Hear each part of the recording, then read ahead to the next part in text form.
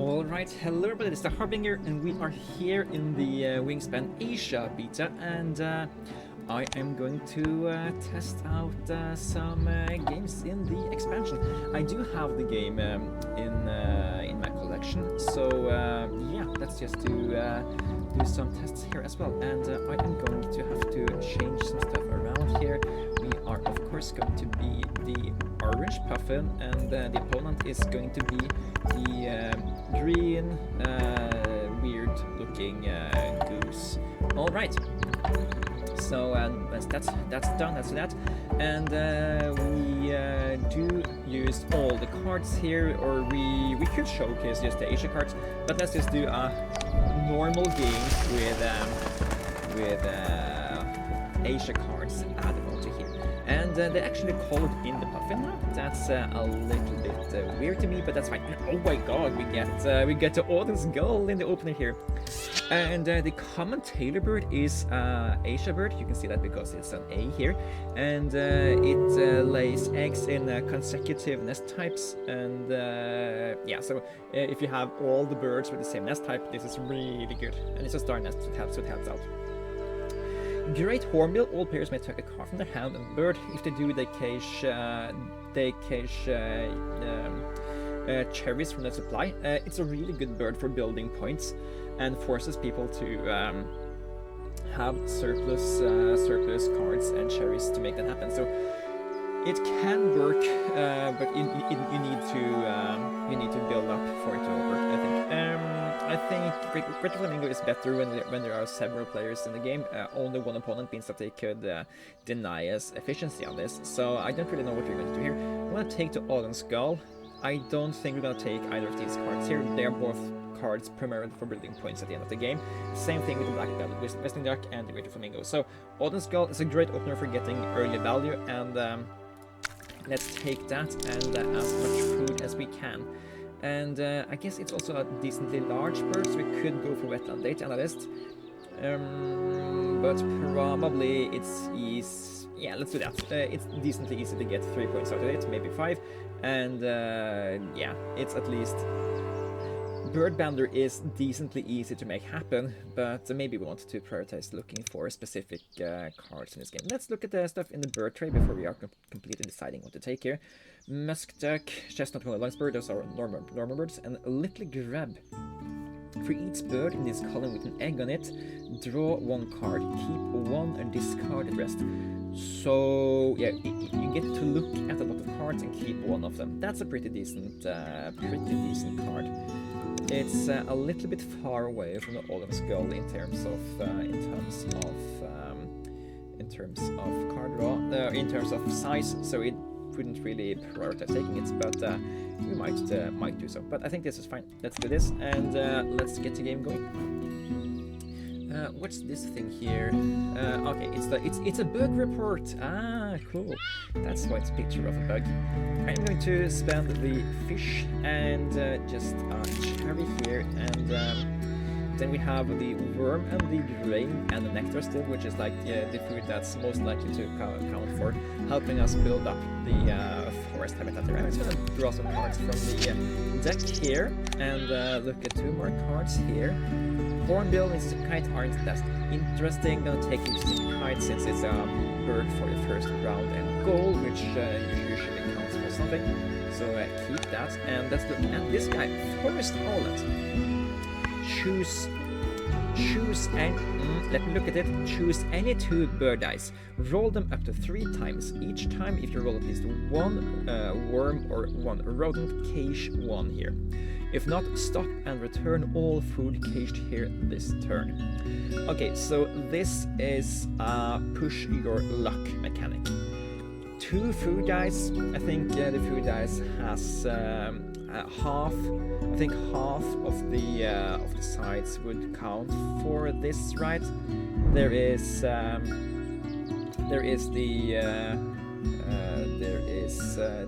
grain and the worm side, there's the plain worm side, and then there's the rodent side. So half of the sides of a dice should count, so it's like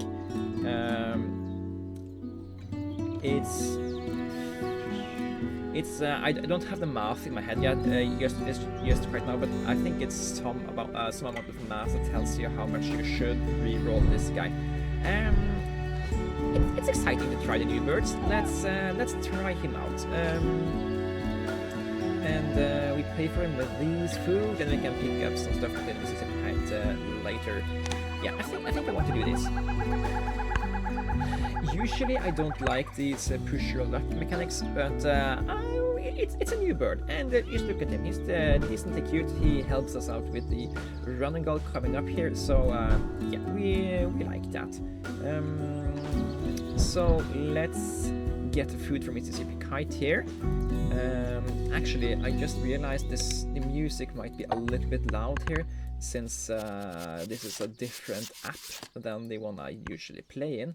So let's do it like that, resume, and this should be not too loud. Okay, take the nectar, take a reroll, and another nectar, okay, and then we roll any two food as, which means we can re-roll these to maybe get something more we want to, or let's re-roll this one and make sure the opponent can't get that nectar. So we roll the 3 times, yada yada yada. Rip. Okay, so that's a success. So I'm not entirely sure what happened there. So we had success the first time. I thought it was the first dice. Then we failed the second time, so we lost everything. Okay, that's fine. But yeah. I think you are likely to get 2 points if you just keep rolling for it twice. So I think that's going to be the viable strategy. But I'll probably do some math on that at one point. So I think we also take bird dice out of the bird feeder when we do that. So since we also have the Mississippi Kite, this guy can help us get birds out of the bird feeder before we can roll them to this guy. Give you 1 egg, so we have you for that, and give another egg to the Owlet. And we are rolling this, and we are caching a rodent. Happy about that. And then we are playing a mountain chicken here to get the to spend the nectar and get some more stuff here. He's guaranteed points now, so that's great. And let's yeah, I know that. Okay, we don't really care about either of these, I think. So let's just prepare and take some more eggs. We don't really want eggs in any of these nests coming here, but you want eggs for the final round. We are doing some rerolls here, caching another rodent, and it's like we need these eggs at some point. Let's just do them while we have the additional chance to get rodents into the Mississippi Kite here. Okay, let's look here. A black-throated diver is a really great bird for us. It helps us out a lot with Round and Goal 3.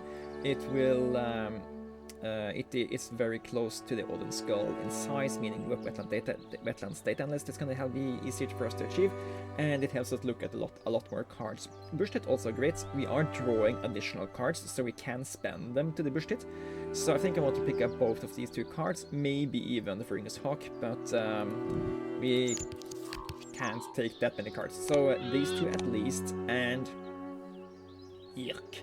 Bad birds. Let's take the European honey buzzard, because the European roller is never getting chosen by me voluntarily. So yeah, Mockingbird repeaters are so good. I think actually repeaters on birds like the Forest Owlet are really scary, because yes, you can get up to 3 food every activation here, but if you fail the second time, you return all food cage here this turn, not this action, this turn. That's really scary. So yeah, I don't know how that is going to work in this game here. Maybe we should check that out actually. Could do some science. yeah, let's pick up the Northern Mockingbird, and I was probably supposed to pick up you as well, I just forgot. But yeah, we're doing this so we can do some science. Yellowhammer, we can play additional birds that way. Probably not the worst thing in the world. Okay, and then we need some food. Let's take the food we need to play the Mockingbird first, because I want to check out how that interaction is working. We take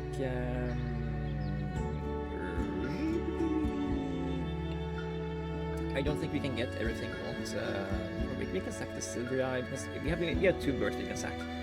So we take you and you. Then we sack the silver eye and reroll to get a cherry or a nectar. Yeah, you know. Then we choose any 2. I take these 2, and we have a success. Push our luck. Another success, and do we wager 2 points to maybe get a 3rd? Let's do it. Yay! Success! Okay, so we're caching 3 food. Awesome. Yeah, this guy could be really great point builder.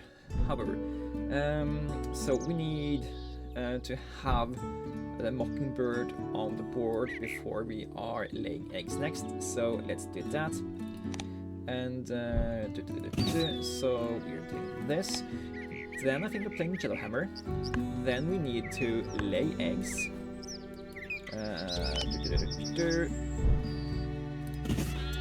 And now we have stuff in everything except grasslands, which means we, after we lay eggs here, we are getting the option to play another bird.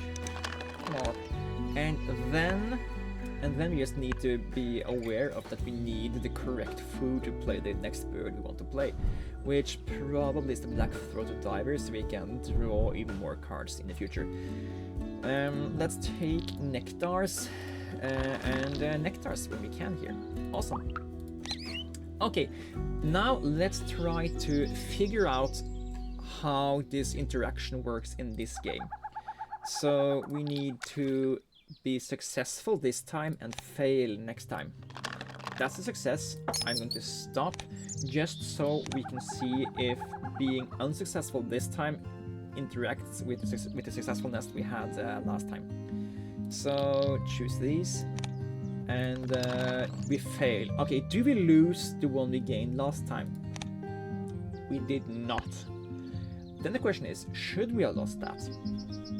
At least I think it's nice to know that we can push our luck with the Mockingbird here, and not be going crazy to push our luck every time. So, no, we want to eat gulls' eggs here. Dung dung dung. We're pretty good for these. All right, then I think we want to do the bush tit. I think we want to do the bush tit in the. We either want to do it here, just to round off this habitat with a 3rd bird. But if we're doing this guy, we are pretty confident that we won't find smaller birds, so we are kind of locking in only 3 points.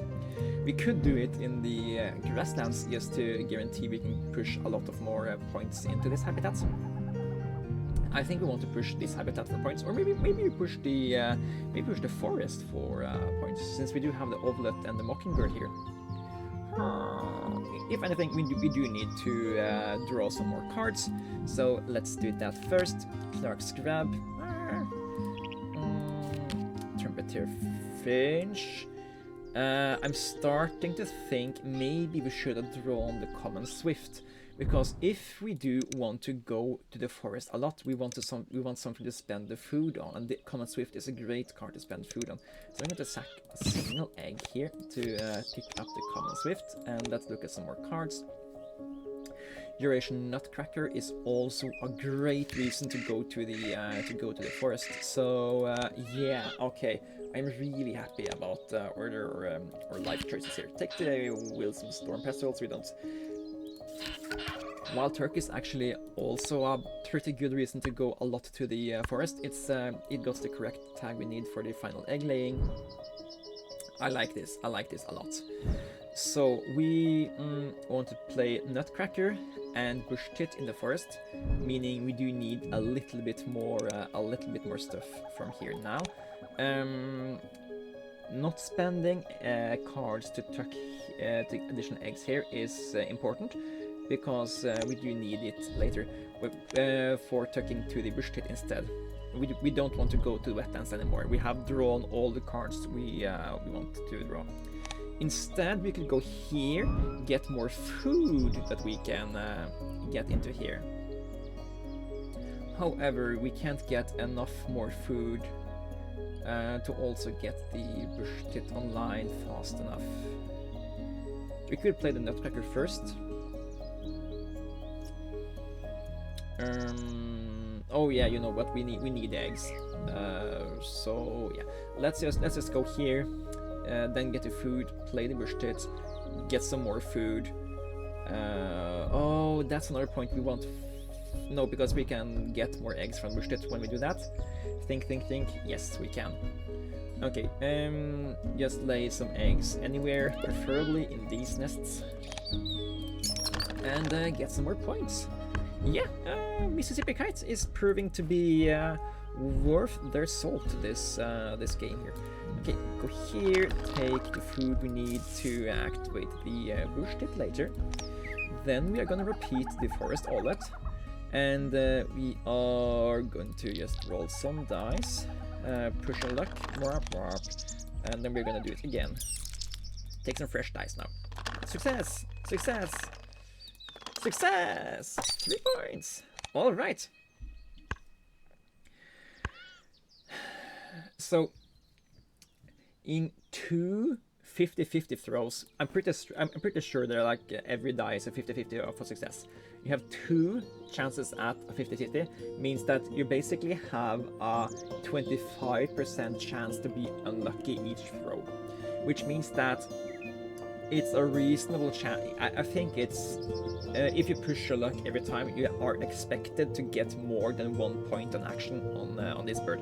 So I think it's well worth it to push your luck every time, especially when we are understanding that the Mockingbird interaction doesn't mess it up. So that's huge news for everyone that likes to gamble with everything. Reroll, take nectar and as many grains as we can at all times, or we could take these vertebrates instead. No, we do want. I think we want to take grains because of this guy can cache 5 grains every time.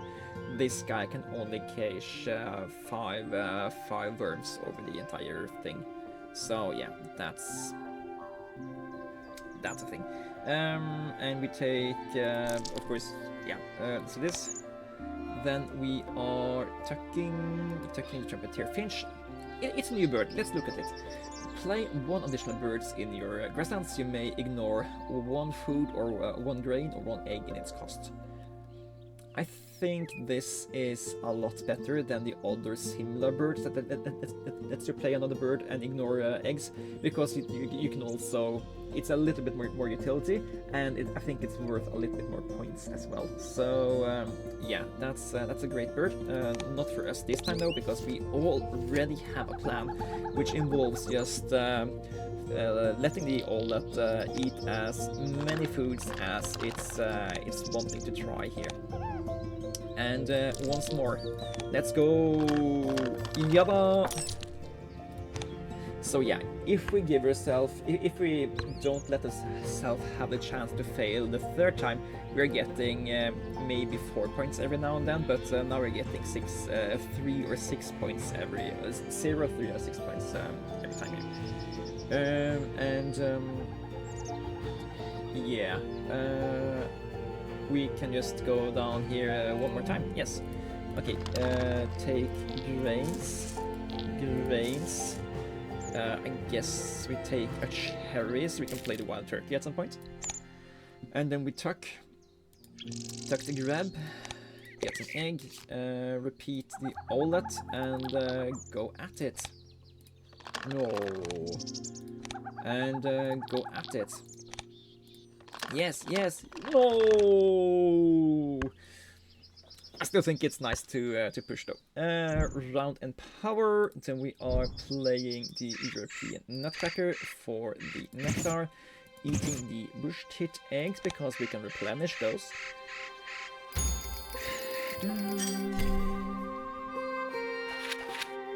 Alright, then I think we prepare to get a free play at the end of the round here, which means that we are drawing additional cards. Let's look at these two new ones. Olive-backed sunbird. Each player may roll any die and gain that food from the supply. I think this is great when you care for only food and you want to try to get more nectars. It's a star nest, so it's also useful with other stuff, and in general I think it's about as useful as one of the hummingbirds that also give you another food die. So yeah, cool bird. Brahmi kite. Choose up to 3 food dice, roll each of them up to 3 times. Each time, if you roll at least 1 fish or a rodent, cage 1 here. If not, stop and return all food cage to your list. So basically, it's this guy, but for the wetlands. And notably, fish and rodent are less likely to show up than rodent or worm. So this is much harder to push your luck in than this guy. We need to actually do the math on that sometime. But for now, I think we're happy just drawing some random cards here. And yeah, white-headed duck is probably a perfect duck to finish off this wetland data and list card. Gives us another bonus card, and it gives us something to do. Yeah, and it looks quirky. Yes. Discard all cards and keep 1. Whooping crane would also be nice, but this guy helps us get 3 more points here, so it's just worth 1 more, and you can even look at 1 more bonus card here. So yeah, let's take the common merganser here then. Yeah, and let's look at even more cards. Take the painted bunting. Okay, great start. One of my favorite birds to have in the opener, not one of my favorite birds to play towards the end of the game. So we need to get as much food as we can, so we can consider playing out something here. Maybe doing this. Maybe we. Yeah, I think we play the white-headed duck over the wild turkey, since this guy is basically worth 7 points because of the bonus card it finishes, and it lets us get 3 chances to find a bonus card worth more than 1 point for us to compare it to the wild turkey. So then it's a question of do we play the common swift or the wild turkey, and we don't really know that yet. I think it depends on how much nectars and stuff we are getting here. So let's push for nectars. Let's push for nectars and grains, maybe. And here are more grains. Gonna take those. Gonna cage all the grains we can here. Then we are gonna tuck some birds. Then we are going to repeat the Forest Owlet. Do these here. Success, success, success! Woohoo! 3 points. Awesome. Get another point. And once more. Push, push, push. Yada! 6 points a turn there. So how many points was that in a single action? That was 1, 2, 3, 4, 5, 6, 7, 8, 9, 10, 11, 12, 13, 14 points in one action. That's probably the most powerful action I've ever had in this game. We did completely luck out though, let's not forget that. But, and we did set up for it in quite a few turns in advance, so we did spend resources we aren't keeping in that sort of thing. But yeah, you can have 14-point actions in Asia, and this is like my first attempt this time on the app. So yeah, it can be decently crazy here. We need to take these. We also need to keep 1 grain for the white-headed duck, but yeah, that comes down later. And then I think take the nectar, which basically is the stuff we want here. Cage 2 of these grains. Then we are tucking the common merganser. Then we are repeating the Forest Owl. Look at how many stuff you can get. Score 3 more points. Hello. And can you do it once more, Owlet? Ah, you can. Okay, so that was 2 for 10, 11 points. This Owlet is hungry. So you have 26 action cubes in this game, and this guy has eaten 24 foods. That's completely bonkers. Let me just be completely clear about that. Anyways, so the question is it even worth it for us to bother with playing the white-headed duck? This is 7 points. And this is 7 points and can give us another bonus card. Probably good. We also talk about maybe playing the Common Swift. It will get us more nectars into grasslands. How much we care about that? We will tie.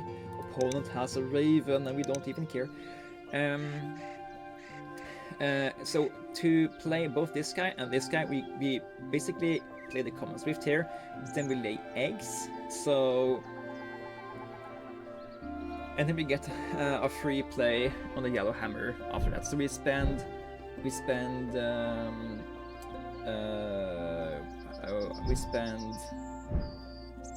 the cherry, and we get this guy would be like he would get us 5 against 1 egg, 4 plus. You know what? I think we just go here. We can play the wild turkey end of round. We can even hard play this guy. I think we don't care about the yellow hammer ability. We just go here one more time, play the white-headed duck, look for the final bonus card, and are happy with the game here. So we're looking for as many of these as possible. Shame we didn't hit more than 2 here, but that's fine. So having don't worry about it. Sack the mistletoe bird. Do we take guaranteed 2 point? No, we need to let the Owlet eat. It's too hungry Owlet. Oh, it failed to eat. Okay, try again. Eat as much. Oh, it would have been epic though.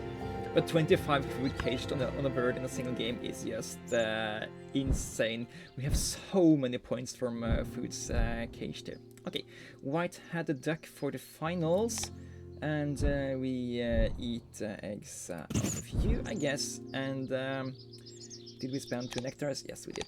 Okay. And let's see here. Yeah, we have 7 points in cartographer. So yeah, that's the first game of Asia. And looks like we are having a decent score here. Thanks for spoiling it, but let's see.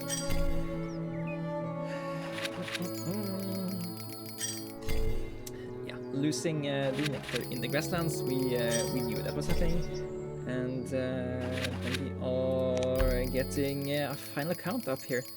So I think we're gonna get in the whereabouts of 128 points based on what we have seen here, but let's just let it count out here. And now, food on cards. This is probably the highest I have ever had in my career. Yeah, 42 food caged. Sheesh. And there it is, 128 points. It doesn't say, but yeah, it's 128, I think, based on what we saw earlier. 31, 41, 61, 64, 64, 108, no, yeah, 106, 116, 128. So yeah, that's superb and great. So what do I think of the Asia birds we played this term? We basically only played two Asia birds, the white-headed duck and the Forest Owlet. Let's talk about this guy first, since he's the one most similar to other stuff. He is basically the whooping crane that costs one less food, is worth 2 fewer points, and draws 2 additional bonus cards. I think he's fairly valued together with how the other birds are comparing. So yeah, certainly a bird you want to play up. The additional bonus card is actually really nice because you're much more likely to hit the bonus card you can do, and that you also want to do. So if it's early, you get more options. If it's late, you are more likely to hit something you already are doing. So I think this guy is decently good. Owlet. This was the MVP this game. So this guy, like the penguin and like a lot of other birds, they are push your luck birds. No, the little penguin is not a pusher rock. He's a high variance bird. Forest Owlet is also a high variance, but this is also a push your luck bird. I think we need to do the math on how good this guy and the similar birds actually are. But I think they can give you some pretty ridiculous stuff. And the birds like this are probably a new type of engine you can run. And you just saw here, together with the Mockingbird, how many points we can actually push out of a single action here. 14 points actions. I don't think they are too unlikely. Like Nutcracker giving us 5 points, you're giving us 2 points, and you're giving us 3 points twice. This guy also giving us points. It's a completely new game, and this expansion is going to change up a lot of the dynamics we're having here. And with that, I'll say thanks guys for watching, and stay tuned for some more Asia content, and I'll see you guys in the next one. Take care.